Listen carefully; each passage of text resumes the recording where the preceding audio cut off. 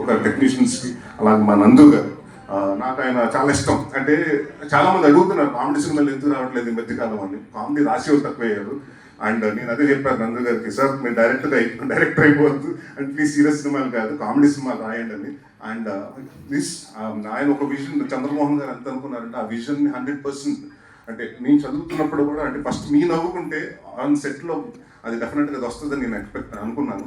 And చాలా రోజుల తర్వాత సీన్ పేపర్ చూసి నవ్వుకుని ఎంజాయ్ చేస్తూ, అంటే ఒక సినిమా సీరియస్ సినిమాలు చేసినప్పుడు ఒక మైండ్లో ఉంటామండి. అంటే అది మూడ్ అంటారా లేకపోతే ఆ క్యారెక్టర్లో ఏదో ఆలోచిస్తూ దాని గురించి ఉంటాం. బట్ కామెడీ సినిమా చేసేటప్పుడు చాలా ఫన్ ఉంటుందండి. ఈ సినిమా చాలా ఎంజాయ్ చేస్తూ చేసాం. సో అగైన్ మా రాజా గారు చెప్పినట్టు ఈ సినిమా సెప్టెంబర్ 4th పెద్ద హిట్ అవుతుంది. అండ్ నెక్స్ట్ ఇమీడియట్గా మళ్ళీ రాజా గారితో సినిమా చేస్తున్నాం. అండ్ మా చైతన్య భరద్వాజ్ గారికి మంచి ఇది ఇచ్చారు, మాకు సాంగ్స్ ఇచ్చారండి. అండ్ ఆర్ఆర్ కూడా చాలా బాగా చేశారు. And thank you sir. And Rama Reddy గారికి, మా చోటా ప్రసాద్ గారికి, అంటే మా సినిమాల్లో అన్ని టైటిల్స్ మాట్లాడతాయి కానీ పేర్లు మాట్లాడండి. చోటా ప్రసాద్ గారు అండ్ బ్రహ్మకండి గారు నేను కాన్స్టెంట్ నాకు నాంది దగ్గర నుంచి. So they like more like a family.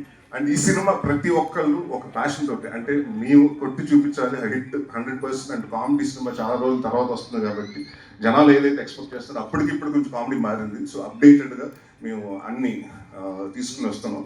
And September 4th డెఫినెట్గా మిమ్మల్ని అందరిని నవ్విస్తాం, ఈ సినిమాతో ఎంటర్టైన్మెంట్ చేస్తాను నేను గ్యారంటీకి చెప్తున్నాను. Thank you very much. ఒకవేళ టాలీవుడ్ లో ఉన్న హీరోయిన్లలో రంభ, ఊర్వశి, మేనక అన్న బిరుదులని ఇవ్వాలి అనుకుంటే ఎవరికి ఇస్తారు? రంభ ఎవరు, ఊర్వశి ఎవరు, మేనక ఎవరు?